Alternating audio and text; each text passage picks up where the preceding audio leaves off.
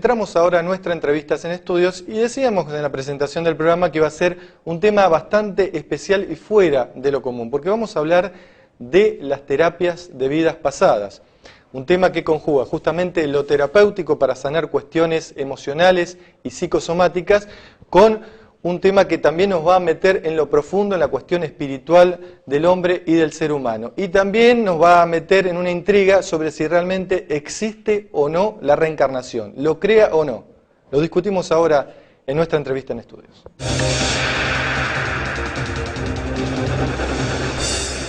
Licenciada Claudia Cerito, gracias por estar aquí con nosotros. Gracias a vos y a todo el equipo. Por lo menos para empezar a introducirnos en este tema que es un poco novedoso quizás para esta zona, ¿no? El hablar de terapias de vidas pasadas.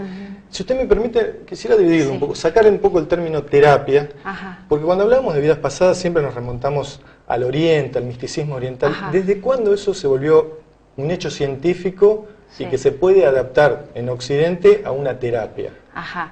Te cuento. El tema de, generalmente uno asocia las vidas pasadas con la cultura oriental, ¿sí? Pero es importante que también tomemos conocimiento de que en Occidente se quitó de la historia, del desarrollo de la humanidad, un montón de libros y de los primeros evangelios, se quitaron muchos capítulos de esos escritos que tienen que ver con esta información de vidas anteriores, de la reencarnación. Todo eso fue quitado.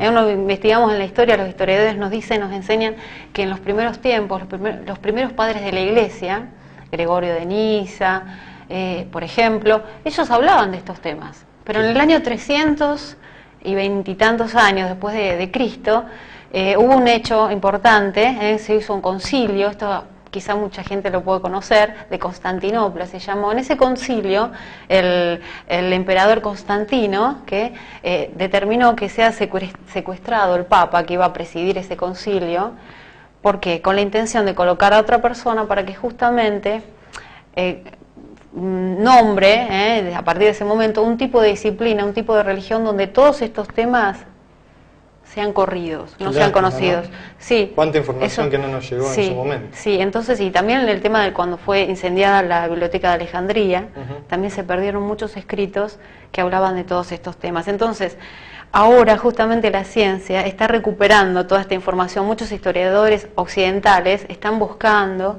en los rollos del Mar Muerto y otros tipos de escritos muy antiguos y de miles de años atrás donde esta información está.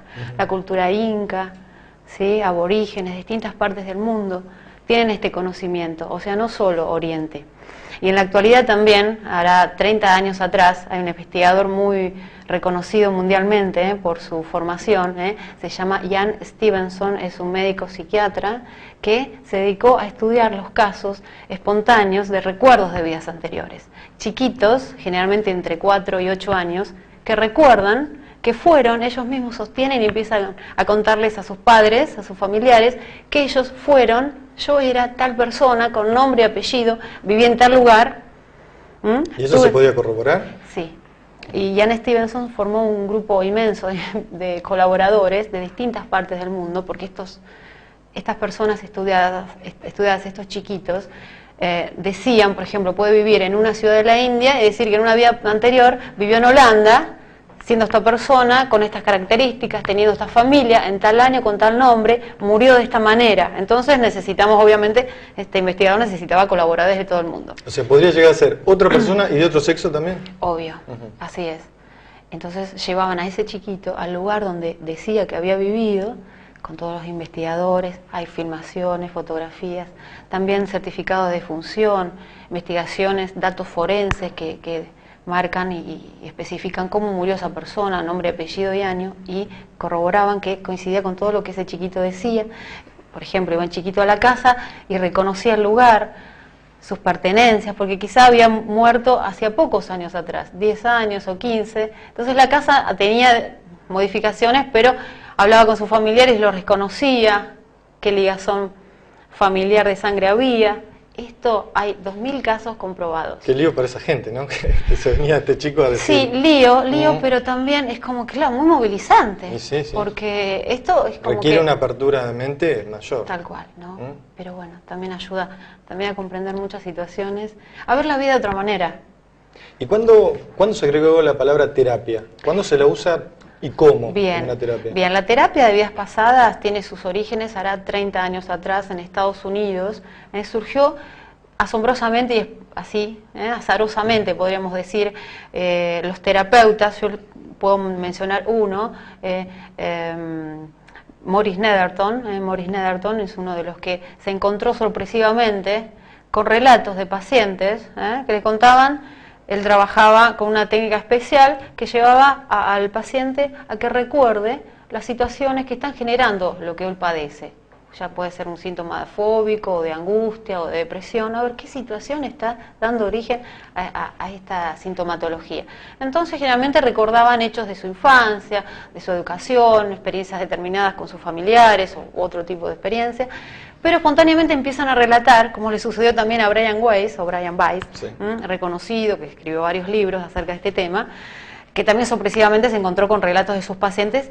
Trabajando con hipnosis, sorpresivamente empiezan a relatar experiencias que no tienen que ver con esta vida. Entonces, volviendo a Netherton, trabajando con adolescentes, estos chicos comienzan a relatar experiencias que no se podían ubicar en su vida presente. No era lógico, podían relatar que se encontraban en un campo de batalla viviendo esta situación, estaban luchando o están siendo heridos de tal manera que no podía entenderse que haya vivido alguna vez esa situación. Tampoco se podía entender que estén teniendo una alucinación. Podríamos decir, es una persona que tiene una patología grave mental, un psicótico, un esquizofrénico que tiene alucinaciones y este tipo de experiencias. Tampoco, estudiándolo clínicamente, no encajaba en los manuales de psiquiatría que describen este tipo de patologías, ¿sí? Sí. Y lo más asombroso es que estos chicos lograban sanar sus problemas, toda esa sintomatología y recordando la experiencia anterior, recordando esa experiencia, reviviendo, y al uno revivir esas situaciones que vivió en un tiempo pasado, es como que se va perdiendo fuerza traumática, y esto ya se sabe desde la psicología tradicional, cómo se trabaja con las personas, algunas situaciones de trauma, que en la medida en que uno, cuando va a un psicólogo tradicional, comenta una situación que vivió dolorosa en un ámbito terapéutico adecuado, con la compañía adecuada, ayuda a que pierda fuerza, que uno se va liberando de dolor. Es como cuando escribimos algo muy triste, después lo podemos leer y quizás ya nos duele menos, nos acordamos de otra manera o lo escribimos de otra manera, porque es como que estamos elaborando y procesando, asimilando eso tan doloroso. Y si uno lo hace en un ámbito adecuado, pierde ya fuerza. Ya hay menos dolor y obviamente menos sintomatología. ¿Cómo es el método terapéutico para llegar a esa experiencia? Porque uno normalmente sentado mirando tele no tiene ese tipo de recuerdo. Bueno, generalmente se habla de hipnosis, se trabaja con hipnosis, pero una hipnosis que es consciente, es decir, un estado de concentración profunda en algún tema. Todos entramos, los televidentes pueden estar en este momento, podríamos decir, en un estado hipnótico, si están concentrados en nuestra charla, prestando atención, porque justamente están focalizados en lo que están escuchando y viendo. Quizás alguien los llama y no escucha, no se dan cuenta que lo están llamando, están concentrados. En ese estado se trabaja. Es decir, uno presta atención a lo que está sintiendo, a lo que pueda surgir, que puede ser. La información, en relación a las experiencias que hemos vivido, puede surgir con información visual o también sinestésica, es decir, lo que sentimos. Uno puede sentir angustia y el cuerpo expresa esa angustia. Yo puedo sentir angustia, una sensación rara en el estómago, puedo sentir angustia que me falta el aire, que no puedo respirar, o tengo ganas de llorar, ¿sí? Entonces, en ese estado, la persona se recuesta en un diván y entra en este estado de mucha tranquilidad, siempre consciente, se puede levantar cuando lo desee. ¿Dónde es más susceptible que surjan ese tipo de cuestiones? Claro, se dan las condiciones apropiadas, el cerebro ya está trabajando de una manera distinta, las ondas cerebrales bajan sus frecuencias. En este momento nosotros estamos hablando, estamos en estado de vigilia. Nuestras ondas cerebrales, se producen tantas ondas por segundo, ¿sí? De 8 a 15. Bueno, vamos a disminuir estas ondas cerebrales en un estado alfa, entramos en este estado de mayor tranquilidad. Es un estado similar como cuando nos vamos a dormir, un instante antes de dormirnos. Ahí en el medio. Claro, que estamos re tranquilos, pero antes de dormirnos, o sea, conscientes, Y esa información emocional es mucho más fácil, puede acceder a nuestra conciencia mucho más fácil. O sea que esa información ya está con nosotros, no es que nos de alguna manera borramos totalmente. Obviamente. A veces hay personas que comentan esto, ¿no? Yo tengo miedo de quedarme en esa experiencia. Como es una experiencia anterior, hablamos de vidas pasadas, a ver si me quedo todavía en una experiencia que viví y no puedo volver, ¿no? Esta cuestión, este temor. Claro, no es que nos vamos a algún lado y después no puedo volver.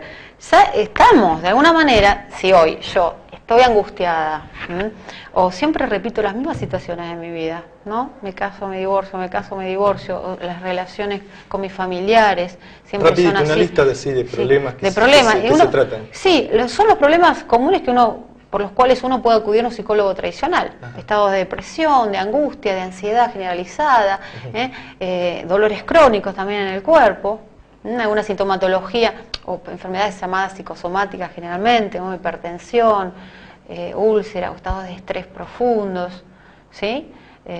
Todos estos patologías se pueden trabajar. Te voy a dejar dos preguntitas y vamos a ir a una pequeña pausa. Dale. Primero, ¿cómo reconoce uno que esa patología o esa sintomatología corresponde a esta vida o a vidas anteriores? Segundo, ¿está el recuerdo de la muerte en una vida anterior y qué pasa con eso? Ajá, ¿te contesto ahora o después? No, después. Ok, bueno, dale. Sí. Lo dejo que lo mastique un poquito. Ok, bárbaro. Una pausa y ya seguimos con este tema realmente interesante.